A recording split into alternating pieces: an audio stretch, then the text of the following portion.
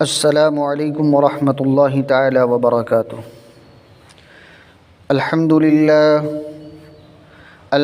للہ نحمده ونستعینه ونستغفره ونؤمن به ونتوکل علیہ ونعوذ باللہ من شرور انفسنا ومن سیئات اعمالنا من يهده الله فلا مضل له ومن يضلله فلا هادي له ونشهد أن لا إله إلا الله وحده لا شريك له ونشهد أن سيدنا ومولانا محمد بارك وسلم أما بعد أعوذ بالله من الشيطان الرجيم بسم الله الرحمن الرحيم اليوم أكملت لكم دينكم وأتممت عليكم نعمتي ورضيت لكم الإسلام دينا صدق الله العظيم۔ معزز حاضرین جمعہ اور عزیزان ملت اسلامیہ، آج کے اس خطبہ جمعہ کے اندر حج کے اس مبارک مہینے کے اختتام کے عنوان سے اللہ کے نبی صلی اللہ علیہ وسلم کے پہلے اور آخری حج کا خطبہ جو حجۃ الوداع کا خطبہ ہے، انشاءاللہ تبارک و تعالی اس تعلق سے آپ حضرات کے سامنے چند باتیں عرض کروں گا۔ دعا فرمائے کہ اللہ تبارک و تعالی ہمیں حق بولنے، حق سننے اور حق پر کما حقہ عمل کرنے کی توفیق و رفیق عطا فرمائے۔ آئیے کچھ عرض و معروض سے قبل ہم سب اپنے آقائے نامدار احمد مختار سید ابرار پر درود پاک پڑھیں۔ اللہم صلی علی سیدنا و مولانا محمد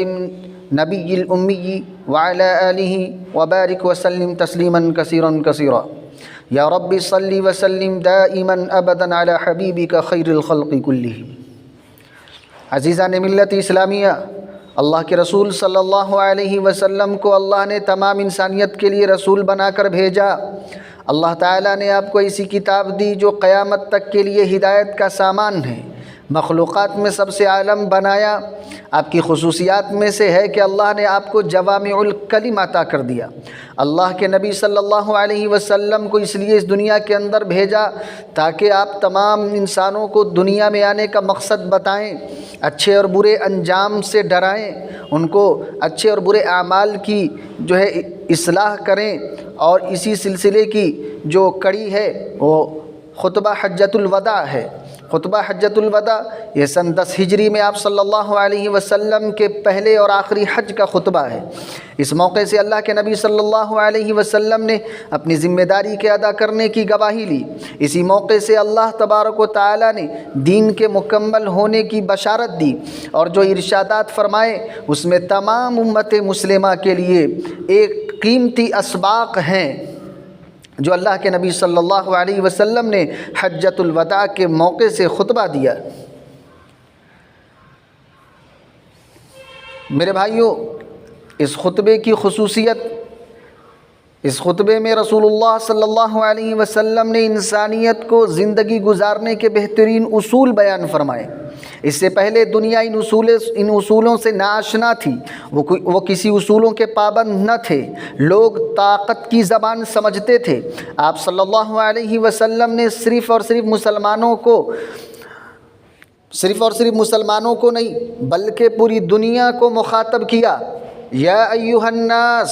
اے لوگو، یہ آپ صلی اللہ علیہ وسلم کا خطاب کسی ایک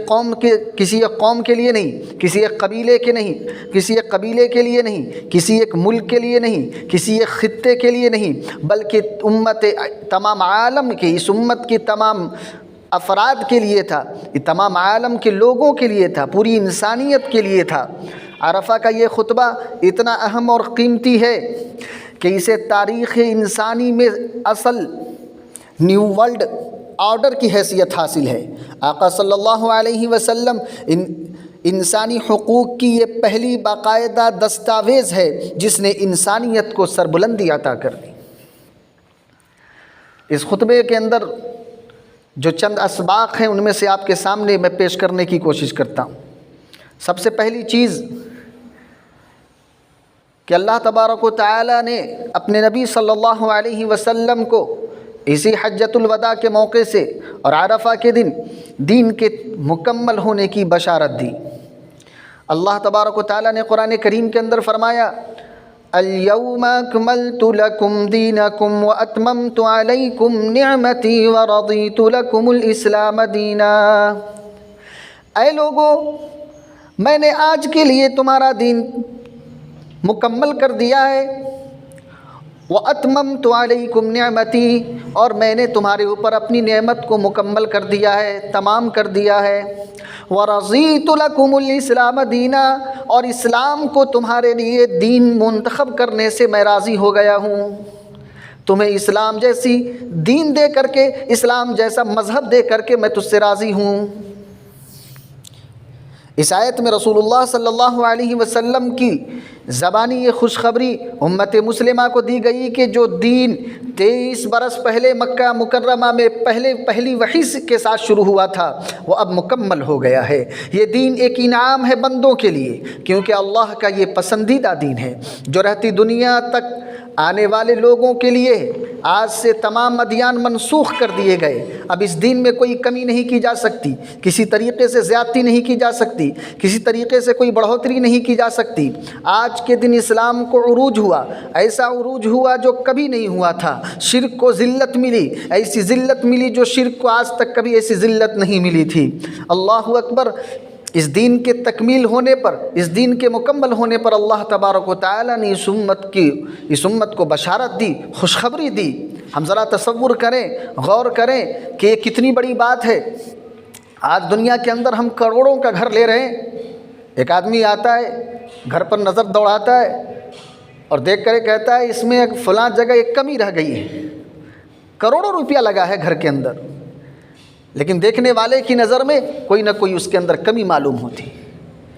اسی طریقے سے دنیا کی تمام چیزیں آپ اٹھا کر کے دیکھ لیں، اس کے اندر کوئی نہ کوئی نقص ہے، کوئی نہ کوئی کمی ہے، کسی نہ کسی اعتبار سے کہیں نہ کہیں کجی ہے۔ لیکن اللہ اکبر، اللہ تبارک و تعالیٰ نے جو آپ کو دین دیا ہے، اللہ اکبر، اللہ تبارک و تعالیٰ نے جو آپ کو شریعت دی ہے، اللہ تبارک و تعالیٰ نے جو آپ کو مذہب اسلام دیا ہے، دنیا کی تمام چیزیں ناقص ہے، اگر کوئی چیز مکمل ہے، اگر کوئی چیز کامل ہے تو آمنہ کے لاڈلے کا لایا ہوا دین کامل ہے، اللہ کے رسول صلی اللہ علیہ وسلم کا لایا ہوا مذہب اسلام کامل ہے۔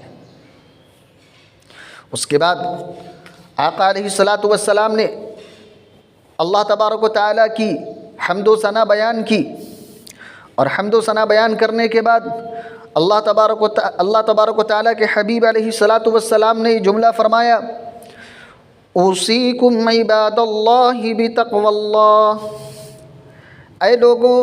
اے صحابہ کی جماعتوں، میں تم سب کو اللہ تبارک و تعالیٰ سے ڈرنے کی وصیت کرتا ہوں، میں تم سب کو اللہ تبارک و تعالیٰ کے تقوی کی وصیت کرتا ہوں، اور میں تمہیں اللہ تبارک و تعالیٰ کی اطاعت پر آمادہ کرتا ہوں اور ابھارتا ہوں۔ واستفتح بالذی هو خیر، اور میں اسی کا نام لے کر کے اسی ذات سے اپنی کلام کی ابتدا کرتا ہوں جس میں خیر ہی خیر ہے۔ میرے بھائیوں، اگر کسی کی زندگی میں اللہ کا تقوی ہے تو اس پر عمل کر کے انسان کامیاب ہو جاتا ہے۔ تقوی کے بغیر انسان کو دین پر عمل کرنے کا فائدہ نہیں۔ آپ نمازیں پڑھیں، آپ عبادتیں کریں، آپ روزہ رکھیں،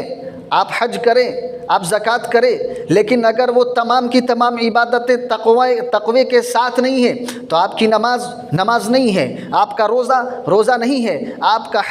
حج نہیں ہے، آپ کی عبادتیں عبادت نہیں ہے۔ عبادت اس وقت تک اللہ تبارک و تعالیٰ کی حضور میں کامیاب نہیں ہے جب تک کہ بندہ ان عبادات کو تقوی کے ساتھ نہ کرے، اللہ تبارک و تعالیٰ کے خوف کے ساتھ نہ کرے، اللہ تبارک و تعالیٰ کی محبت میں نہ کرے، اللہ تبارک و تعالیٰ کی عظمت کے ساتھ نہ کرے۔ عبادات تقوی کے بغیر بالکل خالی ہے، اس کا کوئی فائدہ نہیں۔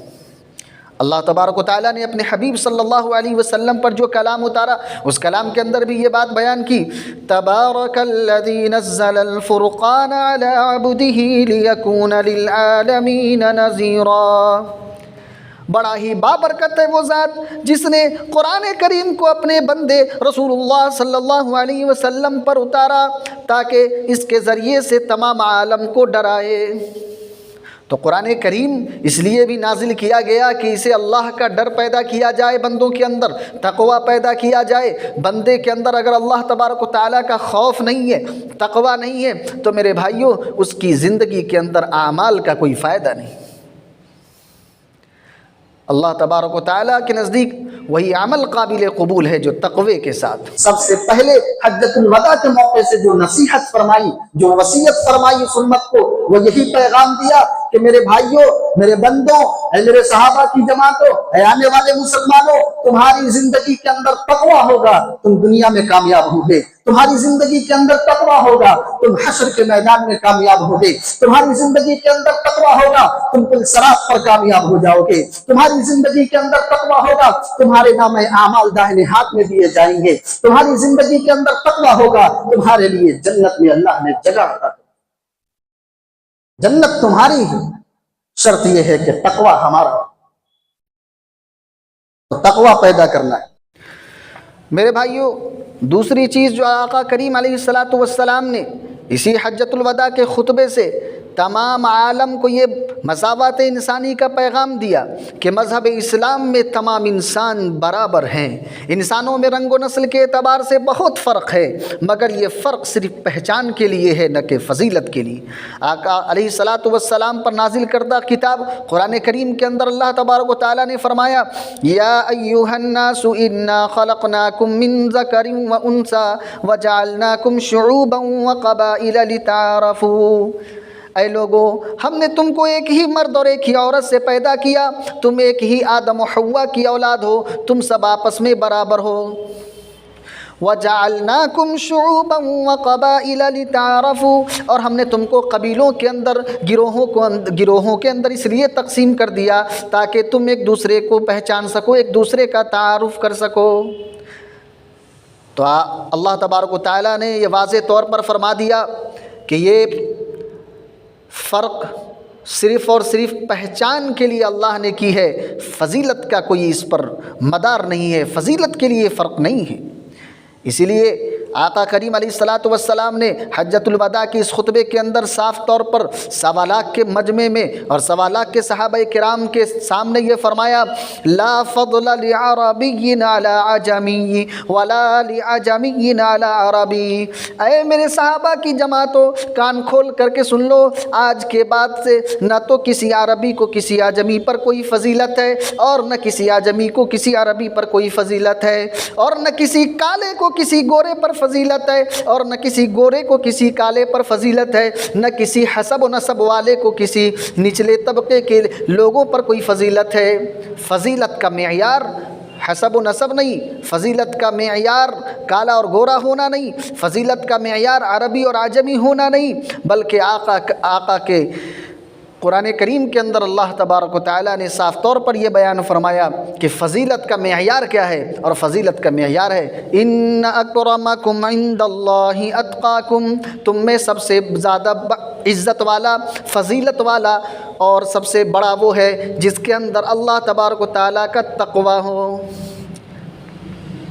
اگر کسی کی عزت کی جائے گی، کسی کی بڑائی اور فضیلت مانی جائے گی تو تقوی کی وجہ سے مانی جائے گی۔ آپ کا خاندان بڑا ہے، آپ اچھے خاندان سے ہیں، آپ اعلیٰ خاندان سے ہیں، آپ کا حسب بلند ہے، آپ کا نسب بلند ہے، آپ بڑے عزت والے ہیں، دولت والے ہیں، شہرت والے ہیں، اللہ تبارک و تعالیٰ کے نزدیک یہ فضیلت کی بنیاد ہے۔ آپ کے اندر تقوی ہے، آپ کی زندگی میں دین ہے تو آپ افضل ہیں، آپ معزز ہیں۔ اگر آپ کی زندگی میں، ہماری زندگی میں رسول اللہ کا لایا ہوا دین نہیں ہے تو چاہے ہم کتنے ہی بڑے خاندان کے کیوں نہ ہوں، چاہے ہمارا حسب و نسب کتنا ہی بلند کیوں نہ ہو، چاہے ہم کتنے بڑے مالدار کیوں نہ ہوں، چاہے ہماری عزت و شہرت کتنی بلند کیوں نہ ہو، اللہ تبارک و تعالیٰ کے نزدیک نہ ہمارا حسب و نسب، نہ ہماری شرافت، نہ ہماری مالداری، نہ ہماری عزت، نہ ہماری شہرت یہ کسی کام کی نہیں۔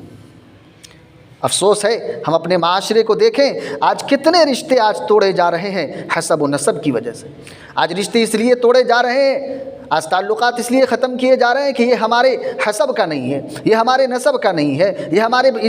عزت میں ہمارے برابر نہیں ہے، شہرت میں ہمارے برابر نہیں ہے، پیسے میں ہمارے برابر نہیں ہے، مالداری میں ہمارے برابر نہیں ہے، مقام و مرتبے میں ہمارے برابر نہیں ہے۔ میرے بھائیوں، ہم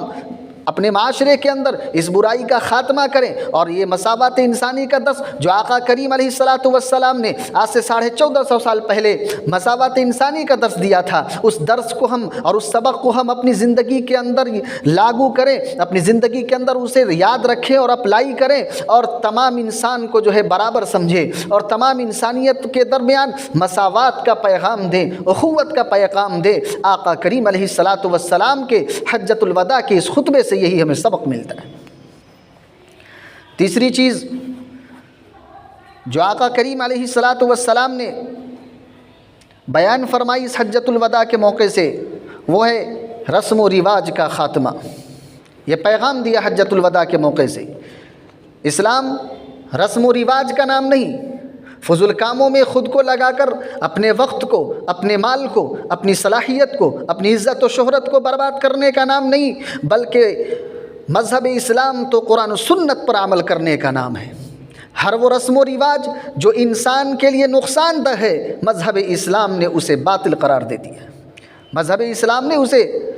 کالعدم قرار دے دیا ہے۔ اور آقا کریم علیہ الصلاۃ والسلام نے صاف طور پر فرما دیا، کل امر لجاہلیت موضوع تحت قدمی، ہر وہ کام جو زمانے جاہلیت کا تھا، جو زمانے جاہلیت کی طرز پر ہے، اللہ آقا کریم علیہ الصلاۃ والسلام نے صاف طور پر فرما دیا کہ وہ موضوع ہے، وہ آج کے بعد سے باطل ہے۔ آج میں اپنے قدموں کے نیچے، اپنے پاؤں کے جوتیوں کے نیچے میں ان تمام تر رسم و رواج کو توڑ چکا ہوں، میں ان تمام تر رسم و رواج کا خاتمہ کر چکا ہوں۔ آج میں اپنی جوتیوں کے نیچے ان رسم و رواج کو میں رکھ کر کے جا رہا ہوں۔ اے صحابہ کی جماعتوں، اے رہتی دنیا تک، اے امت مسلمہ کے نوجوانوں، اے امت مسلمہ کے ماننے والوں، اے لوگوں، یاد رکھ لو، آقا کریم علیہ الصلاۃ والسلام نے صاف طور پر یہ فرما دیا کہ یہ سب کے سب جو ہے ہمارے پیروں کے نیچے۔ مگر افسوس ہوتا ہے کہ جس کو آقا نے اپنے پیروں سے رون دیا، جس کو اپنی جوتی کے نیچے رکھ کر کے اسے ختم کر دیا، آج افسوس کی بات ہے ہمارا مسلم معاشرہ رسم و رواج میں اتنا ہی زیادہ جکڑا ہوا ہے، رسم و رواج کا اتنا ہی پابند بنا ہوا ہے۔ آقا کریم علیہ الصلاۃ والسلام کی آمد کا مقصد اللہ تبارک و تعالیٰ نے ایک جگہ بیان کرتے ہوئے فرمایا، وَيَضَعُ عَنْهُمْ إِصْرَهُمْ وَالْأَغْلَالَ الَّتِي كَانَتْ عَلَيْهِمْ۔ اے لوگو، یہ نبی اس لیے بھیجا گیا ہے تاکہ رسم و رواج کی جو بیڑیاں تم انسانوں کے درمیان ہے، یہ نبی آ کر کے تم کو رسم و رواج کی بیڑیوں سے آزاد کر دے۔ تم رسم و رواج کی بیڑیوں میں جو جکڑے ہوئے ہو، تمہارے درمیان رسم و رواج جو ایک حیثیت لے کر کے معاشرے کے اندر جو ہے بیٹھا ہوا ہے، یہ چیزیں آقا کریم علیہ الصلاۃ والسلام آ کر کے اس دنیا سے ختم کر کے جائیں گے۔ نبی کے آنے کا مقصد اللہ تبارک و تعالیٰ نے یہ بتایا کہ وہ تم کو رسم و رواج سے آزاد کرا دیں گے۔ آج افسوس کی بات ہے، امت مسلمہ رسم و رواج میں جو ہے جکڑا ہوا۔ ہم اپنے بچے کی پیدائش کو دیکھ لیں، ہم اپنی شادی کو دیکھ لیں، ہم اپنی موت کو دیکھ لیں، اپنی خوشی کو دیکھ لیں، ہر طرف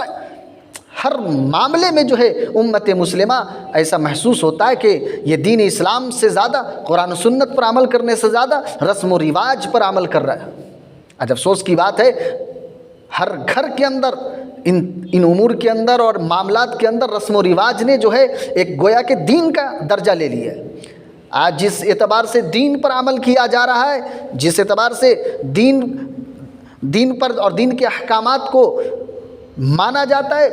آج افسوس کی بات ہے اسی امت مسلمہ کے گھروں کے اندر رسم و رواج پر عمل کیا جا رہا ہے، رسم و رواج کو مانا جا رہا ہے۔ حالانکہ آقا کریم نے آج سے 1450 سال پہلے اپنے خطبے کے اندر صاف طور سے 1.25 لاکھ کے مجمع کے اندر فرما دیا تھا کہ مذہب اسلام رسم و رواج کا نام نہیں، مذہب اسلام تو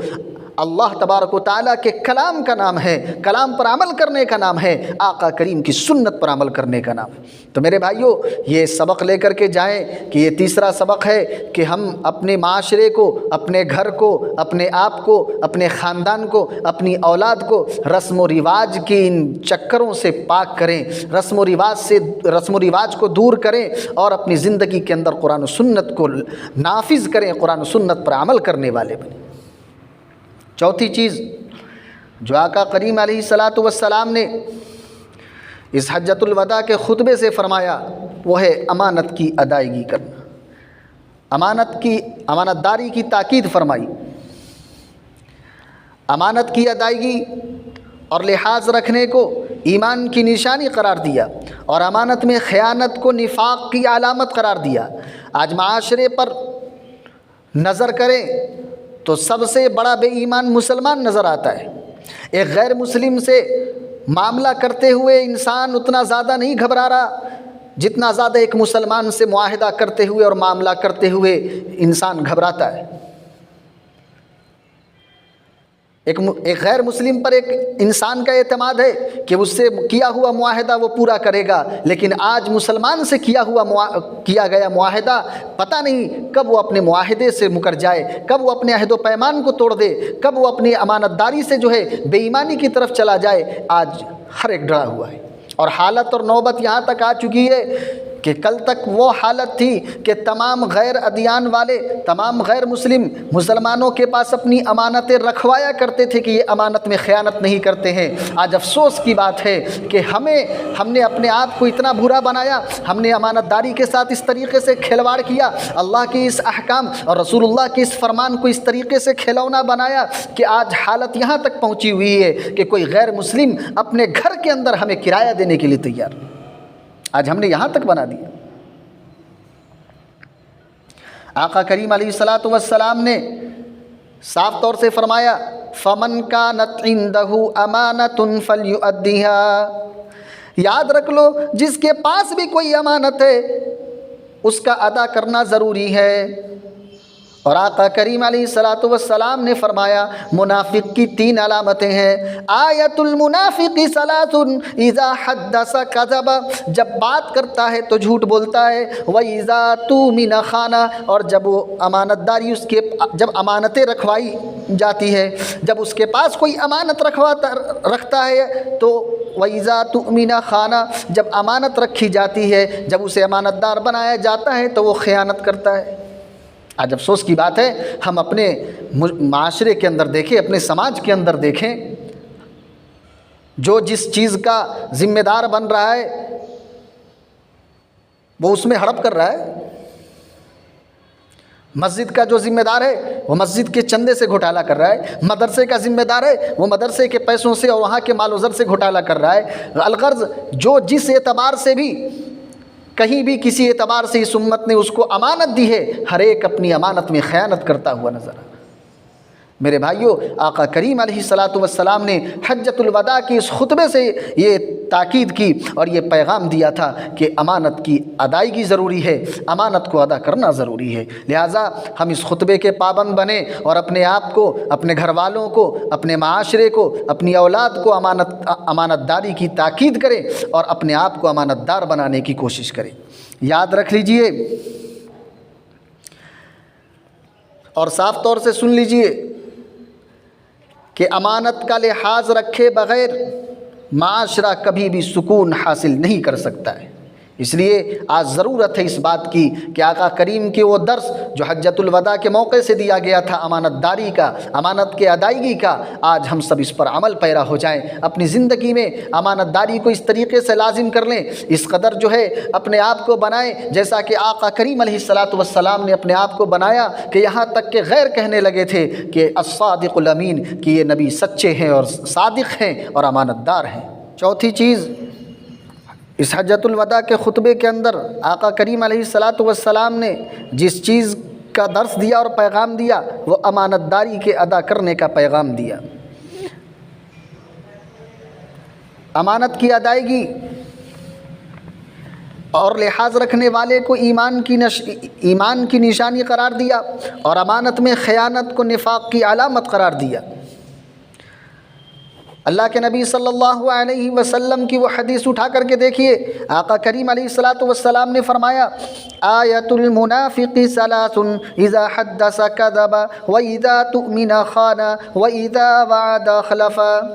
اے میرے ماننے والوں، منافق کی علامت میں سے یہ ہے کہ جب وہ بات کرتا ہے تو جھوٹ بولتا ہے، اور جب اس کے پاس امانت رکھوائی جاتی ہے تو امانت میں خیانت کرتا ہے۔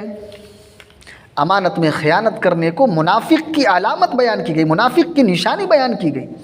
آج افسوس کی بات ہے، ہم معاشرے میں اپنے نظر کو اٹھا کر کے دیکھیں، معاشرے پر ایک طائرانہ نظر ڈالیں تو یہ معلوم ہوتا ہے کہ آج معاشرے میں ایک سب سے زیادہ اگر کوئی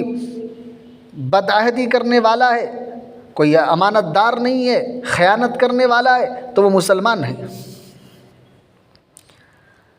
ایک غیر مسلم سے معاملہ کرتے ہوئے آج جس قدر ایک انسان کو پریشانی نہیں ہو رہی ہے، اس سے کہیں زیادہ مسلمانوں سے معاملہ اور معاہدہ کرتے ہوئے انسان پریشان ہے کہ پتہ نہیں کب یہ اپنا معاہدہ ختم کر دے، کب یہ اپنے معاہدے کو توڑ دے، کب یہ خیانت کر دے، کب یہ ہمارے ساتھ دھوکہ دھڑی کر دے۔ ایک وقت تھا جب تمام عالم کی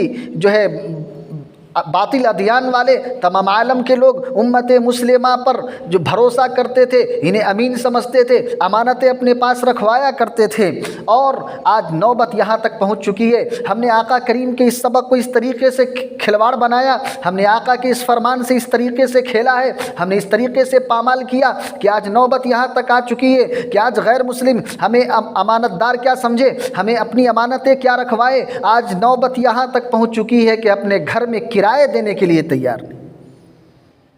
اس حد تک ہم نے امانت داری کے ساتھ کھلواڑ کیا ہے۔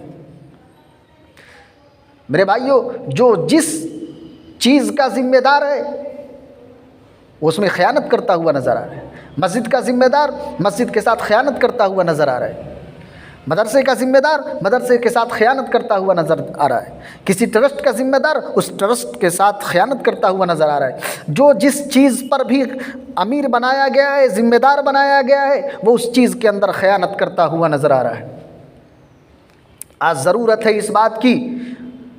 معاشرے کے اندر، اس قوم کے اندر، کہ امانت داری کے اس درس کو اور اس سبق کو عام کیا جائے، اپنی زندگی کے اندر نافذ کیا جائے، اپنے معاشرے کے اندر اس کو لاگو کیا جائے، اپنے گھر کے اندر اس پر عمل کیا جائے، اپنی اولاد کو اس پر عمل کرنے کی تاکید کیا جائے۔ یاد رکھ لیجئے، جب تک امانت کا لحاظ نہیں رکھا جائے گا اس وقت تک معاشرہ کبھی بھی سکون حاصل نہیں کر سکتا ہے۔ اس لیے آج ضرورت ہے کہ آقا کریم کے اس حجۃ الوداع میں دیے گئے اس سبق کو، امانت داری کو ہم اپنی زندگی کے اندر لاگو کرنے والے بنے اور اس پر عمل کرنے والے بنے۔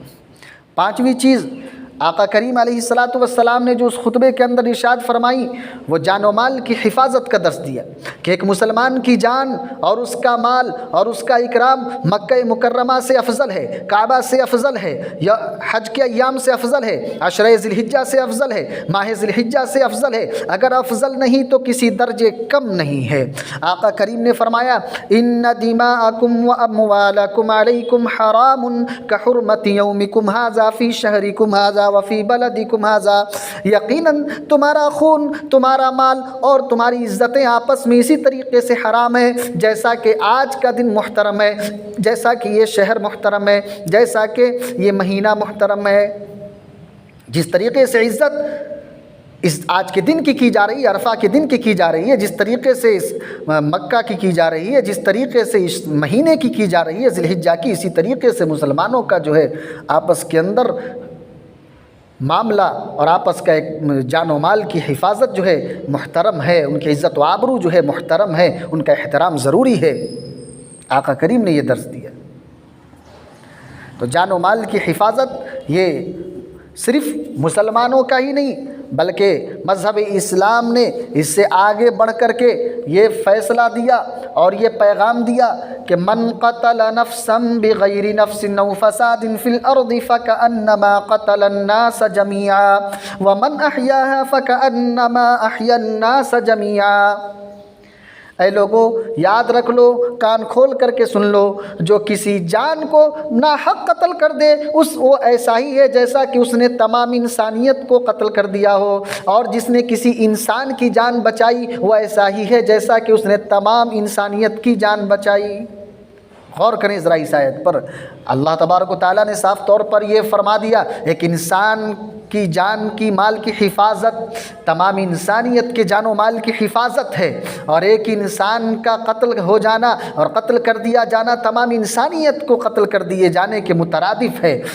اتنا واضح پیغام کے آنے کے باوجود اور اتنا واضح اور شفاف طور پر مذہب اسلام کی تعلیمات کے رہتے ہوئے بھی اگر کوئی یہ کہتا ہے کہ مذہب اسلام دہشت گردی کی تعلیم دیتا ہے، آتنکواد کی تعلیم دیتا ہے، ٹیررسٹ کی تعلیم دیتا ہے، تو یا تو وہ مذہب اسلام سے ناآشنا ہے، یا تو وہ مذہب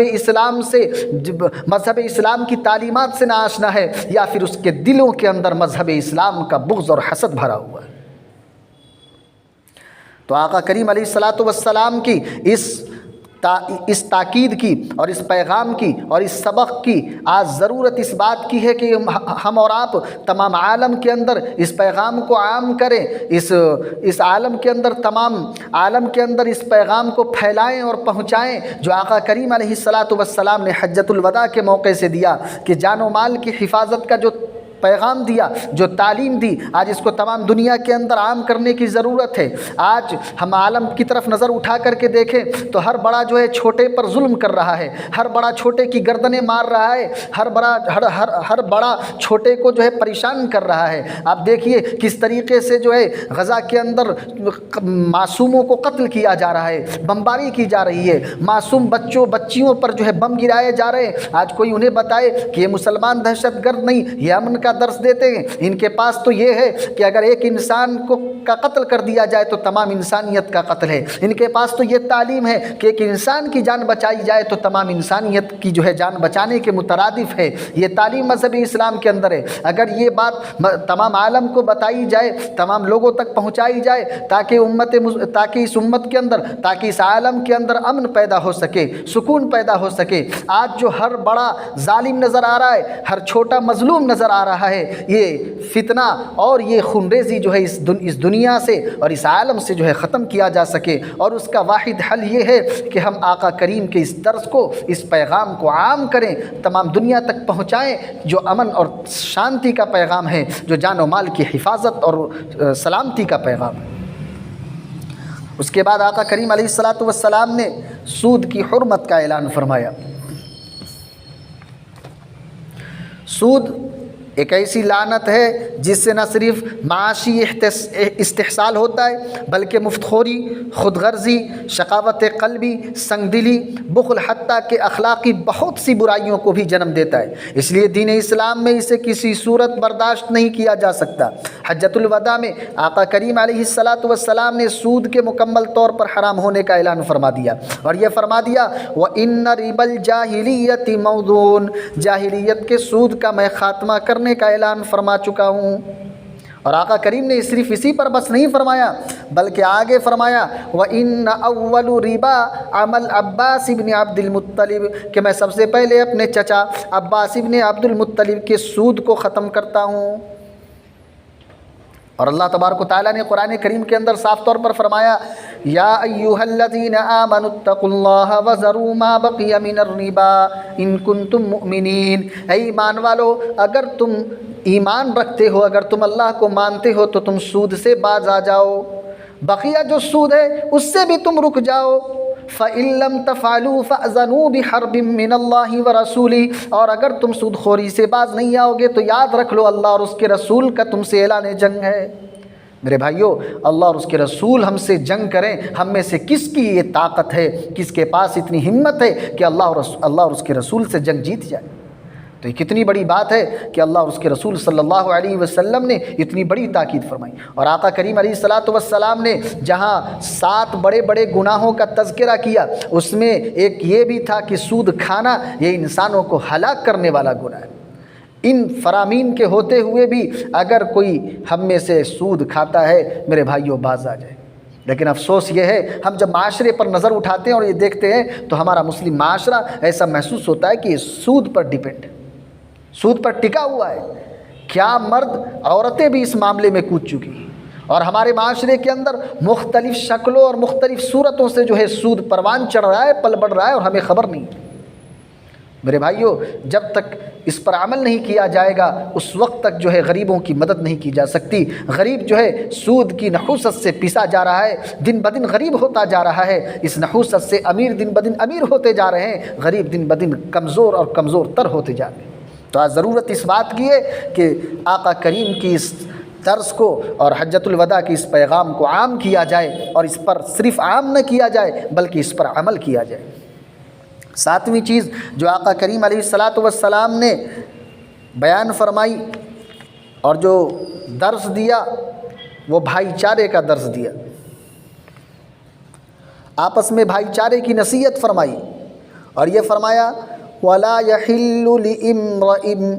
مَا لِأَخِيهِ إِلَّا عَنْ طِيبِ نَفْسِهِ۔ اے لوگو، تم میں سے کسی اپنے بھائی کا مال کسی کے لیے حلال نہیں ہے اس وقت تک جب تک کہ وہ اپنی مرضی سے تمہیں نہ دے دے۔ کسی کے لیے اپنے بھائی کا مال اس وقت تک لینا جائز نہیں ہے جب تک کہ اس میں اب اس کے بھائی کی خوشی شامل نہ ہو، اس کے بھائی کی رضا شامل نہ ہو، وہ راضی نہ ہو جب تک اس کے اپنے بھائی کے مال میں تصرف کرنا آقا کریم علیہ الصلاۃ والسلام نے منع فرما دی۔ ایمان کی بنیاد اس پر قائم ہے، اخوت و بھائی چارگی کا اسلام میں بہت بڑا مقام ہے۔ ہمارے لیے ضروری ہے کہ ہم اپنے مسلمان بھائی کے لیے ہر خیر اور نفع بخش چیز کو پسند کریں۔ اس لیے اپنے کسی مسلمان بھائی کو تکلیف دینا، ان سے دشمنی رکھنا، ان سے بغض رکھنا، ان سے عداوت رکھنا، ان پر ظلم کرنا، ان کو ذلیل کرنا کسی بھی اعتبار سے درست نہیں ہے۔ اپنے مسلمان بھائی سے محبت کرنے والا کل قیامت کے دن عرش کے سائے میں ہوگا۔ آقا کریم علیہ الصلاۃ والسلام نے 7 لوگوں کے متعلق فرمایا کہ کل قیامت کے دن جب سب لوگ اس چلچلاتی دھوپ میں، گرمی اور پسینے میں شرابور اور ڈوبے ہوئے ہوں گے، اس میں کچھ لوگ ہیں جن پر اللہ تبارک و تعالیٰ کی رحمت کا سایہ ہوگا، وہ عیش و عشرت میں ہوں گے۔ ان میں آقا کریم نے یہ بھی فرمایا وَرَجُلَانِ تَحَابَّا فِي اللَّهِ، کہ 2 لوگ ایسے بھی ہوں گے جو آقا کریم علیہ الصلاۃ والسلام کے اس فرمان کے مطابق عرش کے سائے میں آرام کر رہے ہوں گے، اور وہ آپس میں ایک دوسرے سے محبت کرنے والے ہوں گے۔ تو آپس میں اپنے مسلمان بھائی سے محبت کرنے والا اللہ تبارک و تعالیٰ کے نزدیک اتنا بڑا مقام رکھتا ہے کہ اللہ نے اس کے اعزاز کے لیے جہاں سارے لوگ قیامت کے دن دھوپ میں، چلچلاتی ہوئی دھوپ میں کھڑے ہوں گے، حشر کے میدان میں جو ہے اپنے اعمال نامے کا حساب کے لیے تیار اور منتظر ہوں گے، ایسے موقع پر کچھ لوگ ایسے ہوں گے جن کو عرش کا اور اللہ تبارک و تعالیٰ کی رحمت کا سایہ نصیب ہوگا، اور ان میں وہ ہے جو اپنے بھائی سے اللہ کے لیے محبت کرنے والے ہیں۔ تو آقا کریم کے آج افسوس کی بات ہے، ہم میں کا ہر ایک مسلمان کا دشمن بنا ہوا ہے۔ آج افسوس اس بات کی ہے کہ ہم میں کا ہر ایک ایسا محسوس ہو رہا ہے کہ ایک دوسرے کو جو ہے نیچا دکھانے کے لیے، ایک دوسرے کو ذلیل کرنے کے لیے ہر وقت تیار بیٹھا ہوا ہے۔ اس روش کو چھوڑیے۔ آقا کریم علیہ الصلاۃ والسلام نے جو اخوت اور بھائی چارگی کی نصیحت کی ہے حجۃ الوداع کے موقع سے، آج ضرورت ہے اس بات کی کہ معاشرے میں اس پر عمل کیا جائے۔ آج ضرورت اس بات کی ہے کہ معاشرے کے اندر ہر ایک جو ہے اپنے مسلمان بھائی کی عزت کی جائے، تعظیم کی جائے، تکریم کی جائے۔ 8ویں چیز آقا کریم علیہ الصلاۃ والسلام نے جو بیان کیا وہ عورتوں کے حقوق کے بارے میں بیان کیا۔ خواتین کے حقوق بیان کرتے ہوئے ان کی عزت و وقار کا تذکرہ کیا، اور ان کے معاشرتی، معاشی، قانونی، ازدواجی اور اخلاقی حقوق و فرائض کو بیان کیا، اور فرمایا فاتقوا اللہ فی النساء واستوصوا بہن خیرا۔ اے لوگو، یاد رکھ لو میں تم کو اللہ تبارک و تعالی سے ڈرتے رہنے کی وصیت کر رہا ہوں۔ عورتوں کے متعلق، عورتوں کے بارے میں تم اللہ تبارک و تعالیٰ سے ڈرتے رہنا اور ان کے ساتھ بھلائی کا معاملہ کرتے رہنا۔ اسلام ہر حیثیت میں، ہر اعتبار سے عورتوں کے حوالے سے حسن سلوک اور ان کے تحفظ کی جا بجا تعلیم دیتا ہے۔ اس لیے آقا کریم کا ارشاد ہے خیرکم خیرکم لأہلی وانا خیرکم لأہلی، تم میں سب سے بہتر وہ ہے جو اپنے گھر والوں کے ساتھ سب سے اچھا ہو، اور میں تم سب میں اپنے گھر والوں کے لیے سب سے اچھا ہوں۔ تو محسن انسانیت صلی اللہ علیہ وسلم نے جو حقوق خواتین کے بیان کیے، ان سے حسن سلوک کی جو تعلیمات دنیا کو ملی ہے، جس سے دنیا کا کوئی مذہب، کوئی قانون، کوئی معاشرہ، کوئی شعبہ جو ہے اس کا مقابلہ نہیں کر سکتا ہے۔ 9ویں چیز آقا کریم علیہ الصلاۃ والسلام نے جس چیز کی تاکید کی وہ قرآن و سنت پر عمل کرنے کی تاکید کی۔ اور آقا کریم نے فرمایا ترکت فیکم امرین لن تضلوا ما تمسکتم بہما، اے لوگو میں تمہارے درمیان دو چیزیں چھوڑ کر کے جا رہا ہوں، ایک اللہ تبارک و تعالیٰ کا کلام ہے اور دوسرا آقا کریم علیہ الصلاۃ والسلام کی حدیثیں اور سنتیں ہیں۔ تو یہ دو چیزیں ہمارے لیے معیار ہے مذہب اسلام کے اندر۔ ہم کوئی بھی عمل کریں تو یہ دیکھیں کہ اس عمل کا قرآن و سنت سے کوئی تعلق ہے یا نہیں، اور اگر تعلق ہے تو کیجئے، اور اگر قرآن و سنت سے ثابت نہیں ہے تو رک جائیے۔ آج ایک فرقہ ایسا بھی ہے اپنی ہر بدعات کو، اپنی ہر معمولات کو قرآن و سنت، اپنی ہر بدعات اور اپنی ہر معمولات کو جو ہے وہ قرآن و سنت کا نام دے رہا ہے اور اس پر عمل کر رہا ہے، لوگوں کو بدعات کی ترویج کر رہا ہے۔ اس لیے اور جب ان سے دلیل مانگی جائے تو یہ کہتا ہوا نظر آتا ہے کہ بتاؤ منع کہاں ہے۔ تو میرے بھائیوں، آج قرآن و سنت پر عمل کی ضرورت ہے۔ آقا کریم علیہ الصلاۃ والسلام نے صاف طور پر فرما دیا تھا کہ جب تک قرآن و سنت پر عمل کیا جائے گا کوئی گمراہ جو ہے تمہیں گمراہ نہیں کر سکتا ہے، کوئی گمراہ کر تمہیں گمراہ نہیں کر سکتا ہے۔ آج ہم اپنے گریبان کو جھانک کر کے دیکھیں، اپنے اندر ٹٹولے کہ ہم کتنا قرآن کریم پڑھتے ہیں۔ شب و روز کے اندر جہاں ہمارے پاس موبائل کھولنے کا وقت ہے، لیپ ٹاپ کھولنے کا وقت ہے، واٹس ایپ فیس بک کھولنے کا وقت ہے، انسٹاگرام پر ریلز دیکھنے اور یوٹیوب پر شارٹ ویڈیوز دیکھنے کا وقت ہے، قرآن کریم کو اتنا دیکھنے کا وقت ہے یا نہیں ہمارے؟ ہم اتنا پڑھ رہے ہیں کہ نہیں پڑھ رہے ہیں؟ اور پڑھ رہے ہیں تو اس پر ہم سمجھ رہے ہیں کہ نہیں سمجھ رہے ہیں؟ اور سمجھ رہے ہیں تو ہم سمجھ کر عمل کتنا کر رہے ہیں؟ آج میرے بھائیوں آج اس امت پر آج ایسے حالات ہیں، اس امت کے لیے کہ آج ضرورت ہے کہ قرآن و سنت پر عمل کیا جائے۔ آج امت قرآن و سنت سے بہت دور ہو چکی ہے۔ ان کی زندگی کے اندر، ان کے معاشرے کے اندر رسم و رواج اور دیگر چیزیں داخل ہو چکی ہے۔ قرآن و سنت کا نام و نشان جو ہے مٹتا جا رہا ہے۔ آج قرآن و سنت پر عمل کی ضرورت ہے۔ وہ درس جو آقا کریم نے آج سے 1450 سال پہلے حجۃ الوداع کے موقع پر دیا تھا کہ آپ قرآن و سنت تمہارے لیے ایک مضبوط رسی کے مانند ہے، اگر اللہ تک پہنچنا چاہتے ہو تو اس کا ایک سرا اللہ کے ہاتھ میں ہے اور دوسرا سرا تمہارے پاس ہے، اس پر عمل کرو، اللہ تبارک و تعالیٰ کی ذات تک تم پہنچ جاؤ۔ 10ویں چیز جو آقا کریم علیہ الصلاۃ والسلام نے بیان کیا وہ دعوت و تبلیغ کی ذمہ داری ہے۔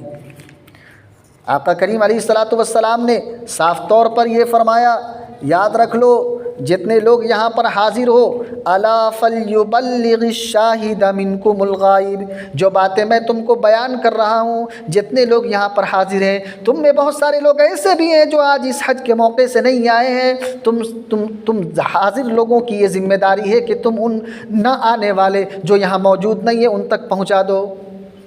تو میرے بھائیوں، ہم اور آپ مسجد میں آئے ہیں، بہت ساری حدیثیں سنتے ہیں، سننے کے بعد ہمارے اوپر یہ ذمہ داری ہے کہ ہم یہاں کی اچھی باتوں کو، حدیث کو، قرآنی آیات کو، قرآنی حوالہ جات کو اپنے گھر کے اندر بیان کریں، اپنے مستورات کے اندر بیان کریں، اپنے بچوں کو بتائیں کہ آج میں یہ سیکھ کر کے مسجد سے آیا ہوں، آج خطبہ جمعہ سے یہ سیکھ کر کے آیا ہوں۔ جب تک ہمارے اندر اور آپ کے اندر اس طریقے سے اپنے آپ کو ذمہ دار بنائیں گے نہیں، دعوت و تبلیغ کی ذمہ داری ادا نہیں کریں گے، یاد رکھ لیجئے اس وقت تک ہم اس فلاح و بہبود تک نہیں پہنچ سکتے ہیں جو اللہ تبارک و تعالیٰ کو مقصود ہے، جو پیارے آقا کو مقصود ہے۔ اور آقا کریم علیہ الصلاۃ والسلام نے 11ویں بات جو یہ بیان کی کہ جو اس ذمہ داری کو ادا کرے گا، ہم میں سے ہر ایک کے اوپر اپنی حیثیت اور اپنی طاقت کے اعتبار سے امر بالمعروف، بھلائی کا حکم کرنا اور برائیوں سے روکنا یہ واجب ہے اور ضروری ہے۔ اگر آپ کے پاس اتنی طاقت ہے کہ آپ اپنے گھر والوں کو منع کر سکتے ہیں تو ان کو روکیے برائیوں سے، ان کو بھلائی کا حکم کیجیے۔ اگر آپ کے پاس یہ طاقت ہے کہ آپ معاشرے میں کسی کو بھلائی کا حکم کر سکتے ہیں اور برائی سے روک سکتے ہیں تو ان کو روکنا آپ کے لیے ضروری ہے، اور ان کو بھلائی کا حکم دینا آپ کے لیے ضروری ہے، برائیوں سے روکنا آپ کے لیے ضروری ہے۔ جس تک آپ کی قدرت ہے، آپ کی طاقت ہے، جہاں تک آپ اللہ اور اللہ کے رسول کے احکامات کو پہنچا سکتے ہیں وہاں تک پہنچانا آپ کی ذمہ داری ہے۔ حضرت ابو ذر غفاری رضی اللہ تبارک و تعالیٰ عنہ کا واقعہ بہت ہی مشہور ہے۔ حضرت ابو ذر غفاری رضی اللہ عنہ فرماتے ہیں اگر تم میری گردن پر تلوار رکھ دو اور مجھے یقین ہو کہ ایک کلمہ بھی جس کو میں نے رسول اللہ صلی اللہ علیہ وسلم سے سنا ہے اس کو میں پہنچا سکتا ہوں، ادا کر سکتا ہوں، تو قبل اس کے کہ تلوار میرا کام کر دے میں اس کو پہنچا دوں گا، میں اس کو ادا کر دوں گا۔ یہ صحابہ کرام کا جذبہ تھا دعوت و تبلیغ کے حوالے سے، امر بالمعروف کے حوالے سے، نہی عن المنکر کے حوالے سے۔ آج یہ جذبہ ہمارے اندر موجود نہیں، آج اس جذبے کو پیدا کرنے کی ضرورت ہے۔ آج آقا کریم علیہ الصلاۃ والسلام کی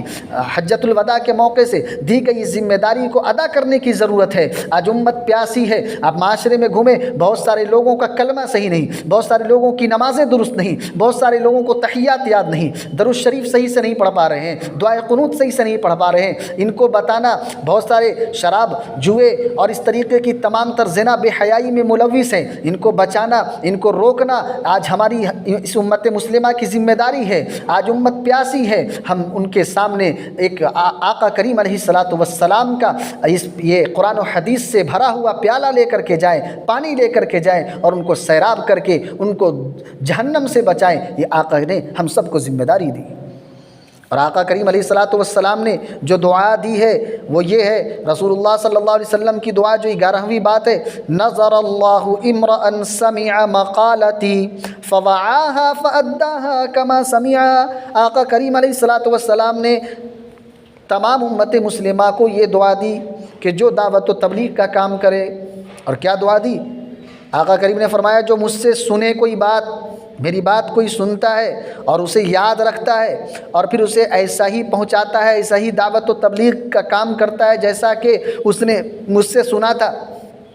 اس کو لوگوں تک ایسا ہی پہنچاتا ہے، کوئی گڑبڑ نہیں کرتا، کوئی خیانت نہیں کرتا، کوئی گھوٹالہ نہیں کرتا، کوئی اس میں کمی بیشی نہیں کرتا، تو آقا کریم نے یہ دعا فرمائی ہے کہ اللہ تبارک و تعالیٰ اسے خوش خرم رکھے، اس کو آباد رکھے، اس کے گھر کو آباد رکھے، اس کے جان و مال کو آباد رکھے، اس کی آل اولاد کو آباد رکھے، اس کے کاروبار کو آباد رکھے۔ ہم میں سے کون ہے جو یہ نہیں چاہتا کہ اس کا گھر آباد ہو، اس کی ذات آباد ہو، اس کا مال آباد ہو، اس کی جان آباد ہو، اس کی اولادیں آباد ہو، اس کا کاروبار جو ہے ترقی کرے؟ ہم میں سے کون نہیں چاہتا؟ ہر ایک یہ چاہتا ہے۔ اگر چاہتے ہو کہ آقا کریم کی یہ دعا ہمارے لیے بن جائے، ہم اس دعا کے مصداق بن جائے، تو آج سے دعوت و تبلیغ کو اپنا اوڑھنا بچھونا بنا لیجئے، آج سے دعوت و تبلیغ کی ذمہ داری کو نبھانے والے بن جائیے، یقیناً آقا کی دعا کے آپ مستحق ہو جائیں گے۔ یہ چند باتیں تھیں جو وقت کی قلت کے اعتبار سے آپ حضرات کے سامنے رکھی، اور بھی بہت ساری ان خطبہ حجۃ الوداع کے موقع سے آقا نے فرمائی، یہ موٹی باتیں ہم نے آپ تک پہنچا دی۔ اللہ تبارک و تعالیٰ سے دعا فرمائے کہ اللہ تبارک و تعالیٰ ہم سب کو اس پر عمل کرنے کی توفیق عطا فرمائے۔ وما توفیقی الا باللہ علیہ توکلت و الیہ انیب۔